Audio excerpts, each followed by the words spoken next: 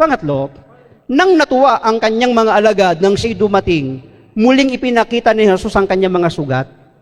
At sabi ng ating binasa, at sila'y hiningahan at sila'y tumanggap ng Espiritu Santo. So ang ikatlo na dumating sa kanila ay ang Espiritu Santo. Ang tanong, ano ba ang gagampanan? Ano ba ang gagawin ng Espiritu Santo sa kanyang mga alagad? Nung panahon ng Pentecostes, ganyan din yung sitwasyon. Ang mga alagad nakakulong sa isang silid, nagtatago.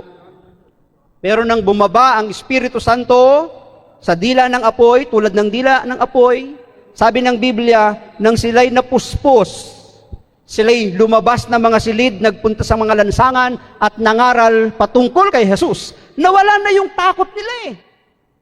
So ang ikatlo, ang pagdating ni Jesus sa kanila, nang ibigay sa kanila ang Espiritu Santo, ang kasunod noon, kapangyarihan. Kaya pag-asa, kapayapaan at kapangyarihan ang dumating sa kanyang mga alagad. Tayo din mga kapatid, ngayong pong gabi na ito, meron tayong kapangyarihan para labanan ang lahat ng mga nagpapahina, nagpapabagsak, nagpapatumba sa atin. Magbibigay po ako ng mga ilang gawain ng Espiritu Santo.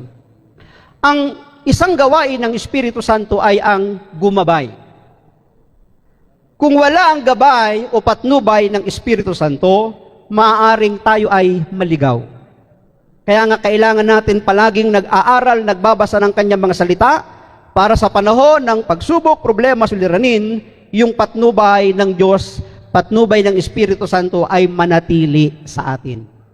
Ano ang gagawain, gagampanan ng Espiritu Santo? Gabay. Pangalawa, ang Espiritu Santo rin ang siyang magkukonvict sa atin. Anong magkukonvict? Siguro ang isang sa Tagalog ng salitang magkukonvict ay mangongonsensya. Diba? Minsan kapag mayroon tayong nagagawang hindi tama, nakokonsensya tayo, mali pala yun. Yun yung gagawin, trabaho ng Espiritu Santo sa atin para i-convict. At pagkatapos ng conviction, mayroong kasunod niyan, conversion, pagbabago. Ito po yung tinatawag na regeneration. Kapag tayo ay nagkaroon ng pagbabago, yung bagay na na-convict tayo at binago natin, hindi na natin muling gagawin iyon. Isang halimbawa, sino po ang nandito nung bata pa ay hindi nangupit sa magulang? Taas nga po ang kamay. Hindi nangungupit sa magulang. Yung mga bata ngayon nandito, hindi ba kayo nangungupit? Lalo pag may tindahan ng magulang. Siguro lahat tayo, guilty dun, no? Kami din yung nanay ko noong araw, may tindahan siya eh. Kaya kami mga magkakapatid, minsan, barya-barya lang naman, hindi naman buo kinukuha namin.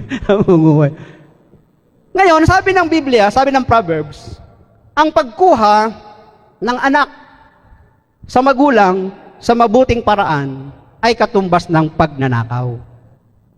Ano po yung pangungupit? Katumbas ng pagnanakaw.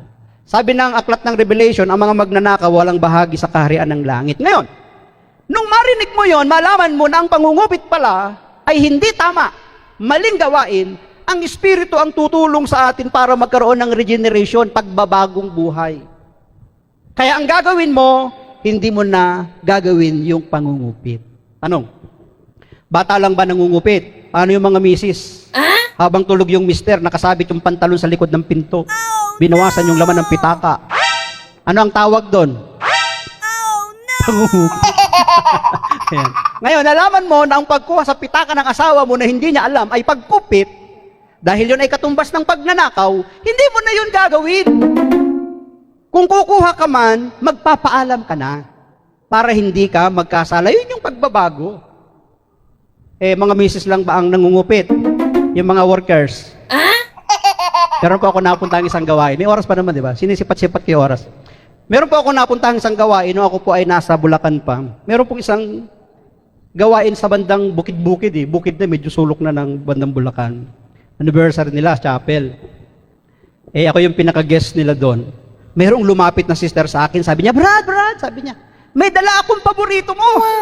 Natikman mo ba? Sabi ko naman, ano po yung dala niyo? Nung sinabi, sabi ko, hindi pa. Ay, totoo naman, di ko pa natikman. Hindi pa, sabi niya, sandali. Kukunin ko. Ay, di ba, pag may mga nag-anniversary, may mga food committee yan eh. Doon dinadala yung mga share na pagkain, di ba? Punta siya dun sa food committee, katabi lang ng chapel. Hinanap niya ngayon. Sabi niya, asa na yung dala ko? Kakadala-dala ko lang nun ah. Hindi niya na makita. Asa na? Nag-iiskandalo. Nadidinig ng mga tao sa loob ng chapel. Yung pag-iiskandalo. Kakadala-dala ko lang. Nasaan na? Bakit agad nawala? Naubos agad. Galit siya eh. Sabi nung isang sister, Sister, kalma ka lang. Ganito kasi yung nangyari. Nung dinala mo yung pagkain, ang ginawa namin, chinap-chap na namin. Pinaglalagay na namin sa plastic labo. At pagkatapos nilagay namin sa mga sandubag, at pagkatapos inilagay na namin sa aming mga wonder bag. Ano ang tawag doon? Sharon? Ngayon, ang tanong, masama bang magbalot ng pagkain kapag may mga anniversary? Masama ba? Hindi. Wow. Kung nakakain na yung mga bisita, nakakain ang lahat ng mga manggagawa, maraming sobra, kaysa masira, di ibalot at ipauwi. Pero yung hindi pa nakakatikim yung bisita, binalot mo na agad, tinago mo, ang tawag dyan, pangungupit. Kaya pag nag-anniversary dito, wala nang mangungupit ng mga binalot.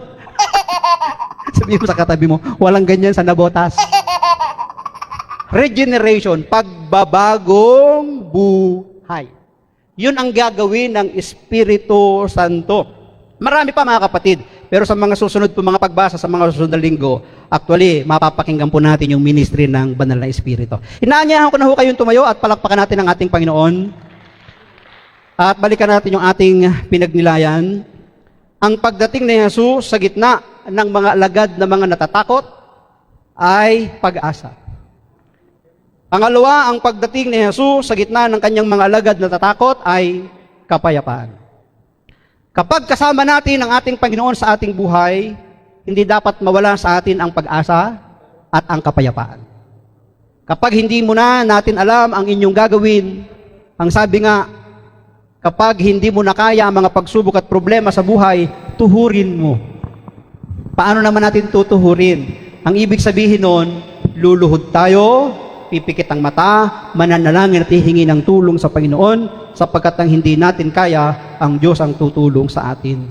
Yun ang ibig sabihin, tuhurin natin. Pangatlo, ang dumating sa gitna ng mga alagad na natatakot at mga nagtatago ay ang Espiritu Santo. Alam naman natin, nang magkaroon ng unang Pentecostes, ang mga alagad hindi natakot mamatay. Hindi natakot kung ano man ang mga pananakot na nandoon sa kanila ng mga panahon na yon. Tayo din ang mga anak ng Diyos, hindi tayo dapat natatakot sa mga pananakot na nagaganap sa ating kapaligiran. Bakit? Sapagkat kasama natin ang ating Panginoon. Nanyayahan ko pong lagay ninyo ang inyong kamay sa inyong dibdib, pikit natin ang ating mga mata. Pakinggan po natin ang pinakaminsahe at diwa ng awiting ito, sadyang kaibuti ng ating Panginoon.